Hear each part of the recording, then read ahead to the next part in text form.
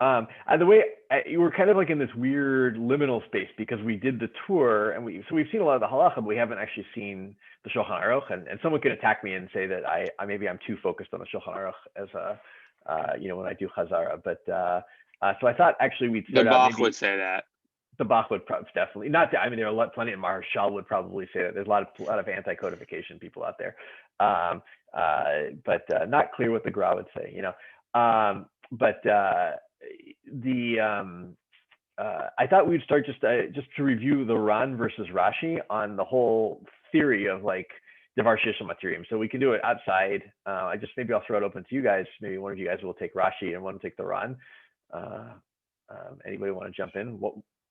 Just to maybe set the ground. Sure. Anybody who's listening in, right? Devar Sheish Materiim, something that can become whatever. We'll get into that specificity. Can become mutar, is not batel afilu ba'alef, right? Even in 1,000. And so the question is why. So go ahead. Noam, take one of them. Right. So Rashi says, it's going to become permitted at some point. Why even rely on Bitul? And there seems to be and Rav Nachum didn't like this, but there seems to be a preference for not having to rely on Bitul at all when you don't need to. Yeah, if I remember correctly, he tried to reframe it a little bit because he brought up Choser V'Neir as it's right. Just even something that is mutar to eat could still have some trace on it almost of, right. Isur. His way was more the way I was thinking, but I was more convinced of the other way when we were talking about it in class. So, I'm in both places on that. But and that's just remind people that's Rashi and Beitza. It's Bet Amud, and it was Gimel Amud Bet, if I remember correctly. So yeah. So, all right, Yavne, you're stuck with the Ran. Okay, so the Ran is a little more convoluted, but the idea, and you want me to do this outside? Okay. So the idea is that it goes back to the debate between Rabbi Yehuda and Chachamim about whether should I, yeah. You should go there, yeah, for sure. With the idea that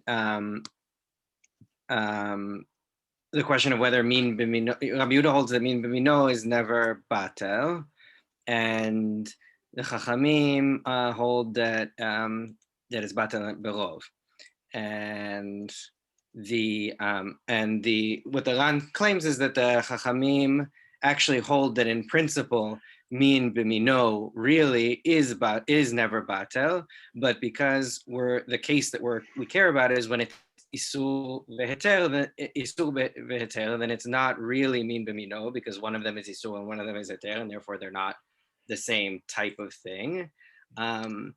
But in the case of Devar Sheyesh Lo Matirin, then it really is in some sense the same thing when it is min b'mino, and therefore, because they're both in some sense heter, and therefore even Chachamim hold like the Ran that it is not batel ever.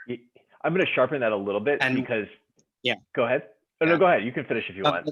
And then I guess the reason why min b'mino is never batel is because the idea of batel is that the taste will compete with, will like weaken the taste if it's other way. For something to be batel, we want the taste of the other thing to weaken the taste of the small amount, or to weaken the taste of the thing that we want to be mevatel. And with min b'mino, if it's the same type of thing, then in fact the flavors don't subtract, they add. It doesn't weaken it, it strengthens it, if anything. Great. So I'm gonna just sharpen a little bit. I'm gonna sharpen what you said. Either they're both darshaning the same pasuk, as a dama par, dama seir, but and the fact that they're each still called dam. But I'm gonna sharpen it because remember, at the end of the day, this is a derabanan law. It's not a deraita.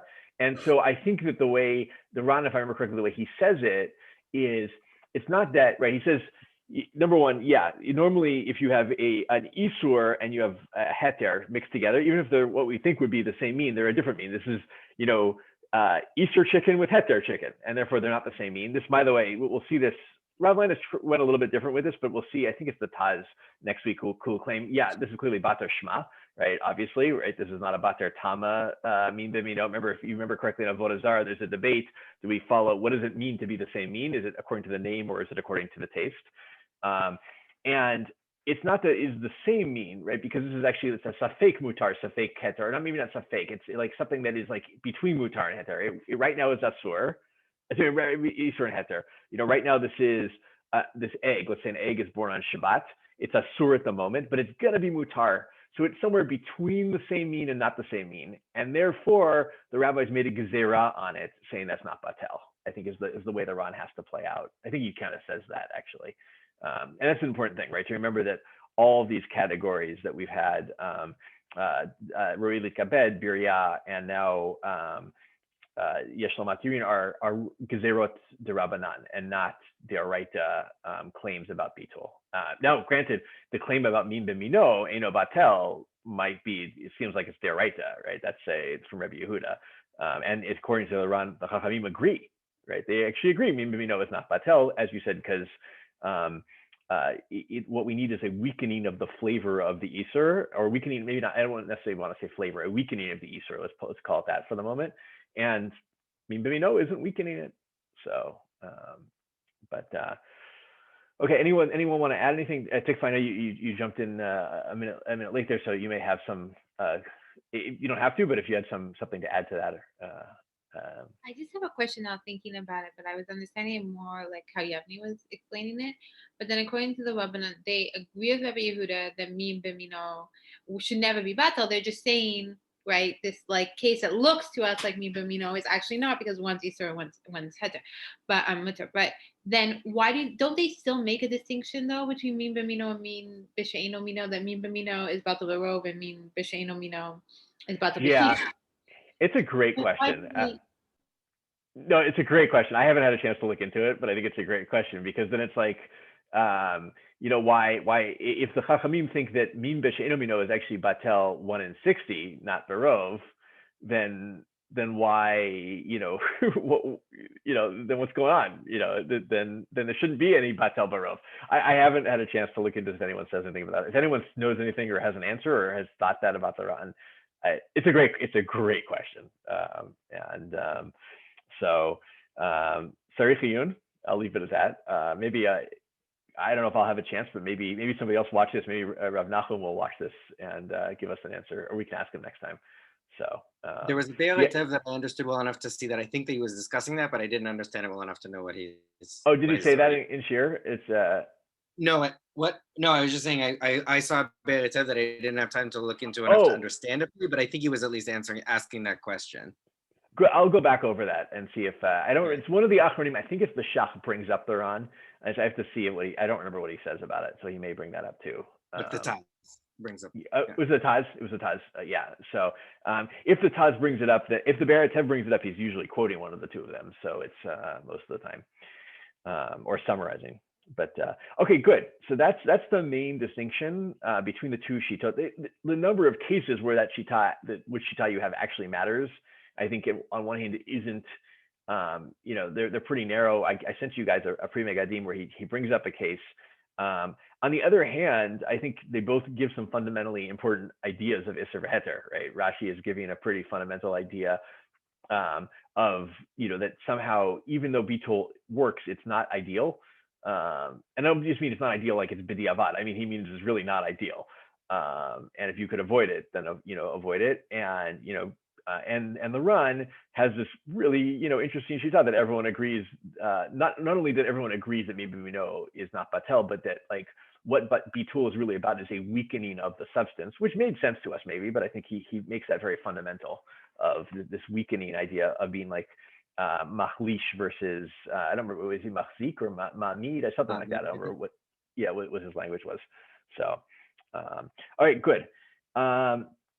So a couple things. I want to open the tour now, and I thought we could actually, the tour is pretty short, and I thought we could just kind of read through the tour.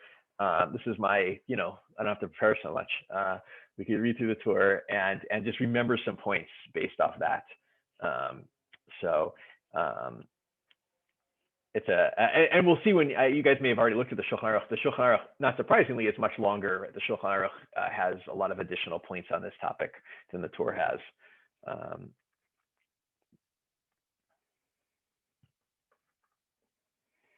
Okay, someone want to jump off and start reading the Torah? Kol davar sheyesh lo matirin.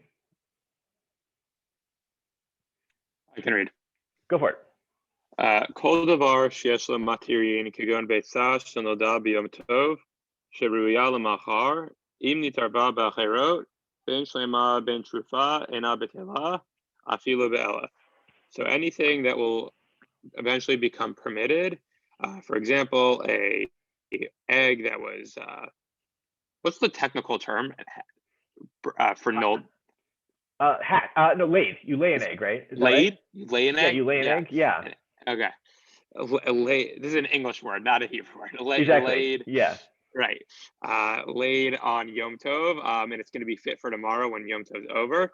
If it's mixed with other permitted eggs, whether the beitzah is whole or whether it's ground up, mixed up, it's not permitted.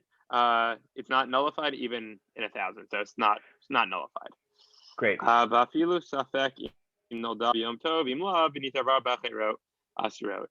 even if there's a doubt, thank you, Yavne. And even if it's a doubt as to whether it was laid on Yom Tov or not, it was mixed up with other eggs, it's still forbidden. Mm-hmm. So I just want to stop you there just to note two things, right? Safek, if it's whether that's it's asur at the moment or not. We know for sure it's going to be mutar. It's not a question of that. It's a question of is it asur right now? That is still not batel. And the other big thing is that unlike the two previous categories we saw where shlemut matters, it does not matter in devar sheyesh lo matirin. But which makes sense, I think, right? And maybe someone can, right? The other two categories were about importance, I think chashivut of some sort or something like that, I would say, both birya and devar arulik abed. And, you know, and being chashivut gets lost if it's cut up, ground up, something like that, right? You know, reduced in size potentially, versus this is not a category of chashivut. It's a different category, as we've seen from both the Ran and Rashi. So I don't know if that was helpful, but it was. Anyway, yeah, go ahead, Noam. Keep going. Sure thing. Okay. Vafilu afsa mimena tafshil katab abi azri shehu asor. And even if someone made from it a dish, the Abi Azri, the Ravya, says that it's still forbidden. Aval lefi ma shepiresh Rabbeinu Tam daha de davar sheyesh lo matirin ena batel davka kashinitarev bimino. Aval nitarev b'she'eno mino ta'amo batal b'shishim. Im ken hatafshil mutar im yesh bo shishim kevan shelo kevan. I think it's kivan shelo kiven. To kiven levatla, right? Yeah. Right. But according to that which Rabbeinu Tam explained, that the rule that something that will be permitted is only batel, it will not be batel. That is only when it's mixed up bimino. But it's mixed up sheno mino, then its Tam is going to be nullified in shishim. So therefore, with regard to a tafshil, which we're assuming is an ano mino case, it's permitted in shishim because he did not intend to nullify it. Mm-hmm. Exactly. So I make, I don't know, some sort of dish with vegetables and I put some egg in there, you know, it might be different if the egg strengthens it, right? That might be, I don't know. I don't want to make a judgment on that, but like, as we see in the Beit Yosef here, right? Mayim and melach in dough, right? Salt and water are considered mino. They're both because they're all part of the dough essentially. And therefore that wouldn't be batel if you had somehow, mayim that would be mutar tomorrow, but isn't mutar today. If someone like, drew it on Shabbos, that would be, I guess, that mayim is asur. If you remember back to Shabbat rules, today it could be will be mutar tomorrow. It's still Shabbos, let's pretend. Then it's hard to say. Then they made that all into dough. It's a hard case. So maybe I won't go there. Then the mayim, because it's in this I don't know, there were different ways we put this. It's an essential part of the dough, you know, whatever it is, it's considered bimino, and therefore it is not batel. Right. But generally we do follow the Rabbeinu Tam here, and not the Ravia, in terms of the bimino is the only case where Devar Shesh Matirin applies. So. Right, but even in the dough case, that's considered a mino case. It's considered mino case. Yeah. Right. Yeah. Yeah. I wonder if that's because that's like leaning heavily on the, do we go by Tom or do we go by Shem? And it's like very much in the Tom category. So even though they're technically not the same Tom, functionally they are. Yeah, I was thinking about it. I don't know. This is going to be a little more harif, my version of it. No pun intended on all this topic. But is it sometimes we see in halakha where you live in a world where a certain shita has been accepted, but you kind of want to lean towards the other shita. And this feels a little bit like that to me, where it's like we've accepted Rabbeinu Tam that min b'mino is the only case where Devar Shesh Matirin is not batel. But we kind of, you know, have a feeling that we actually want to have min b'sheino mino cases where it also doesn't apply. And so this is like a way of reframing that. So that was the way I looked. I didn't bring it up in class, and so I need to ask Rav Lennis and Rav Nachum if they think that's right. But that's kind of what I felt about this Beit Yosef here, which I think he's quoting the Rabbeinu Yerucham, if I remember correctly, or at least Rabbeinu Yerucham agrees with him. So.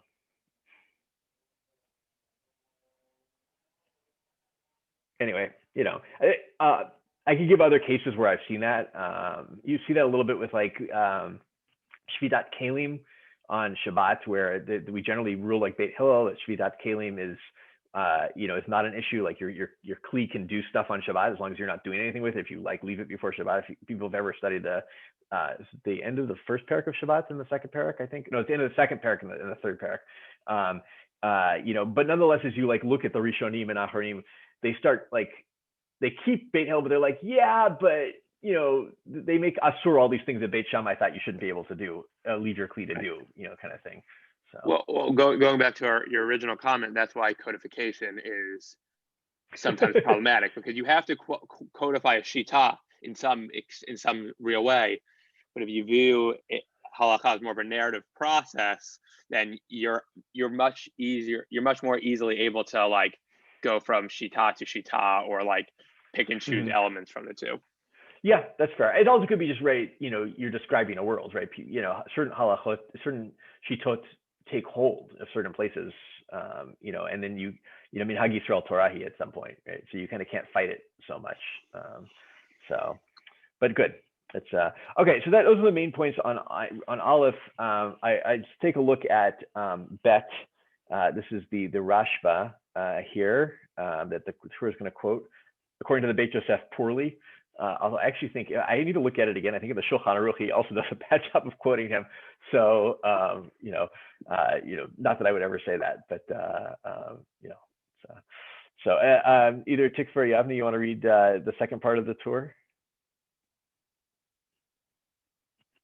Just so you know, Joel, Chaim Soloveitchik calls the Shulchan Aruch the language of the Shulchan Aruch a hatchet job. So you're in good company. Phew. Yeah, he can say that. I don't know if I can say that, but there are parts that the Shulchan Aruch writes better than in other parts where he doesn't write so well. So the Rambam, you want good writing, read the Rambam. You know, I don't know if you should rule that way, but you should read the Rambam. He's the best writer out there, as far as I'm concerned. So also the Chaya Adam. Chaya Adam's a great writer. Just to throw some of my favorites out there. Yavni, go. I think you volunteered, right? Is that the? Oh, I was actually suggesting Tikva should, because Oh, Tikva, you want to read? Yeah, please. Sure, but I just had a question. So the case with the water and salt and the bread, were you saying that that's just in this situation? That's not a general principle, that we don't generally consider that min b'mino? You know, it's a great question. You're killing it with stuff I have no answer to today. You know, yeah, is that I was understanding it that way. And you're right, that would be a knockdown of my idea that this is, you know, just it's a way to kind of follow the Avi Ezri, is that this is not just a case for in the case of davar sheyesh matirin, but it's actually a case of any case of water and salt for making dough would be a case of min b'mino, and that might have major halachic implications. So that's a great question, and I will leave that hanging for the moment because I don't have an answer. So, yeah, it's unless hard anybody else. to tell when random things or cases come up in context, whether it's just for that context or they're just hanging it on that case. Like, oh, Yeah. also this. But Yeah. no, it's a great question. Like halachically, we'd have to see, does somebody else quote this as a min b'mino case? Like, this, and you see this all the time where somebody will, right, and will say, hey, there's that siman over there that has nothing to do with this topic, but they brought up this idea, and can that? And sometimes it's merely that as someone I heard one of my teachers once put it, it's a filing problem, right? The Shulchan Aruch just he filed it in a different place, and but yeah, so that's one of a second question we have now. First about the Ran and why why the Chachamim, according to him, would ever would say rov. They would always say 1 in 60 because if it's Isur with heter. And the second one here of is mayim and melach in Isa, is that only for davar sheyesh matirin that it's min b'mino, or is it in all cases? So I will leave both those open for the moment. And then do you want to read the Torah? Yeah, sure. כתב הרשב"א שאינו ניכוי דבר שיש לו בטירן על דבר שההיתר יבע ודי ממילא, כמו ביצה, אבל דבר שאינו בידו להיתר, אינו בוודאי שיבע לו, הלכה ספק ביצה טריפה, אף על פי שאם תטעון התרנגולת או תחיה י"ב חודש מותרות, כולם כיוון שספק הוא, לא הווה דבר שיש לו מתירן. So the Rashba writes that you only consider something a davar sheyesh lo mitirin if it will necessarily become, for sure it's going to become heter, but something that is a question, like a safek beitza treifa, that it might be that the chicken survives or it's a mistake, then you don't consider it that. And so then in that case, it would be batal b'shishim. Yes. So I want to just sharpen that a little bit, if that's okay, right? He says, and this is where he gets into trouble the way he quotes the Rashba. He says it needs two things. It needs to, that's right, it's going to become mutar, for sure, like it's a vadai, and mimela of its own, right? On its as the Rav Lance quotes the Rav, willy-nilly, right, as he says. But that it's and what mimela means here is going to be part of the question of, well, what does it mean that it's going to be on its own? Is like, you could do something, but you're going to do that anyway. Like the case we have is like if Tevel falls into hulin, or that, and then that you're going to go take maser from another pile you have of grain, right? That can be used to take, as maser for the stuff that fell in as well. That will become mutar. You're going to take it anyway, right? You have another pile of grain. You're going to for sure take maser from it. So you're doing something. It's not really mimela in the same way we would think about mimela, but nonetheless, it's like you're going to do it, right? And so, and this plays out more than anything of really a case of how much do you have to lose, right? Is it, is there hefsed or not in your doing this? That's the language the Beit Yosef used. Actually, he's quoting the Rashba there. It says below, im hamatir be'ado lasoto below hefsed, right? If you can do it without loss. And then we're going to, a lot of this is going to now revolve around, well, what counts as loss? And we had a big debate about this, not a big debate, we had a discussion based on the next part of the Beit Yosef here of the Rashba. He quotes the Rashba saying, what if I have a kli, somebody cooked bacon in my kli, right? I'll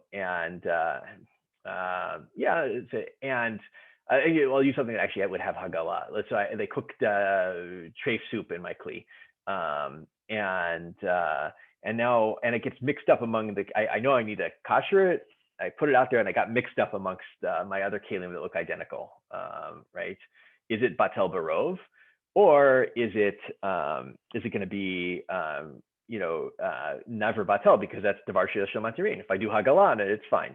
And his rule, of course, there is hagala is it's hefsed. There's a major process for whatever that means. I'm actually putting words that I probably shouldn't put there, but we had a debate of like, well, what is the hefsed of Hagala? Is it because this is many dishes? Is it because it, you know, you have to draw the water and heat it up? Is it you have to use wood to light the fire and so forth? Or is it just, it's a process that takes time that, you know, on you, whatever that may be. We will see, by the way. Rablandy seemed to not agree with the ruling. Right? Yeah, I know. Yeah. Right. I don't know. I was trying to decide if he disagreed with the ruling or disagreed with me, who I don't know if you guys like. I said it fast and then I got jumped all over. So I made a claim that maybe today Hagala is easy.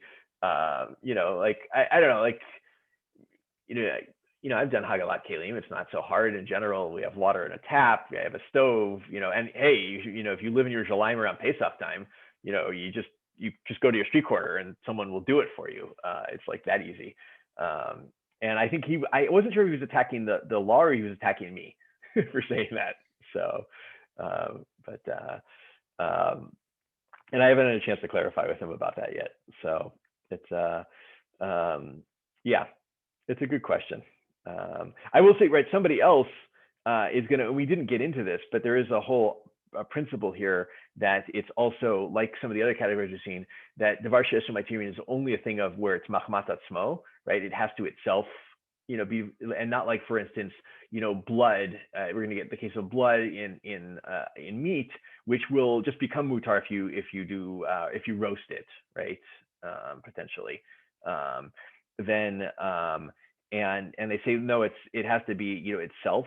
And they say, well, so what do we care here about, you know, that there's hefsed, bliat, you know, the blia of a kli, that's not, it's not on its, you know, it's not machmat atzmo that it's asur. And so therefore it never even should be in the category of Devar She'esh Matirin, what's going on here. But we'll do that next week.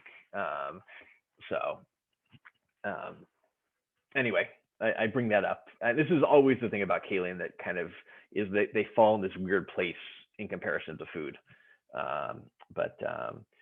So yeah, those are the main things I wanted to do, unless anybody had any other stuff. And I'm running myself out of time quickly. So yeah, I was trying to think, by the way, about, aside from the kalim case of like, when else, like, is this like commonly relevant in our world? Like birya, like obviously we talked a lot about like real practical applications of birya, and Devar Re'ulit Kabed could also be very practical, I can imagine. Devar She'esh Matirin, I mean, it does, right? You could have you know, you'd have to have like an egg born on Yom Tov that fell into, you know, something else. I don't know. That's it probably does. I imagine it does happen in places like Eretz Yisrael, where there are real cases of, you know, taking truma and maser, and their actual concerns and stuff gets mixed up or something like that. So, but anyway, that's all I have, unless people have something else. And I have 2 questions to look for now. Thank you, Tikva. So. I had another question, something that came up with the other one. Yeah, please. Is an egg is not birya, right? Like, did they think of an egg as alive? An egg is well, birya doesn't have to be alive, right? Like Gidan Hashem is a birya. An egg can be a birya. Like an egg with we saw a difference between an egg with an afroach. So maybe it's the afroach is the birya, really, versus an egg with dam, which is not a birya. So right. Yeah. So why is the egg with dam not one? But is it the egg? So the egg with, if it has like an actual, you know, fetal chicken in it, then it's a birya. If it doesn't, if it only has just a blood spot, it's not considered a birya. The blood. So I guess it's the thing in the egg could be a birya, not the thing in the egg. Okay. Yeah. So. Okay. But like an egg, is there an egg from a non-kosher? Now I'm just. Yeah. There are eggs from non-kosher. That would be birya. That egg. Yes, I believe. Shoot, now I'm forgetting. I think that's correct, actually. Yes, I believe that. I will double check, but I believe that's correct. That, right, an egg, because it's its own. Yeah, I would imagine that's the case. A penguin egg. What was that? A penguin egg. A penguin egg, exactly. So penguins are mammals. Yeah, that would refer. It's not even a bird category. Oh no, they're birds. Never mind. I didn't say that out loud, did I? Shoot, I gotta stop the recording. They're birds. Yes. I'm thinking of what? Platypus. Is that? Yeah. Platypus are the only mammals that lay eggs, as far as I know. But penguins are not kosher birds, obviously, and penguin egg would be. There are plenty of egg, you know, an eagle egg, something like that, a hawk egg. Ostrich. Yeah. we'll just name all the non-kosher birds now. So next week also we're going to do some cheese. So I'm hopefully going to get a chance to summarize some of the stuff Lexi teaches us for next week's. So I'll split 15 minutes on the rest of Dvar Shishmatri and 15 minutes on Kvinat Akum. So all right, everybody. Thanks, Joel. Have a wonderful day. Thank you. Chagurim Sameach. Oh yeah, Chagurim Sameach. Yeah, So, all right.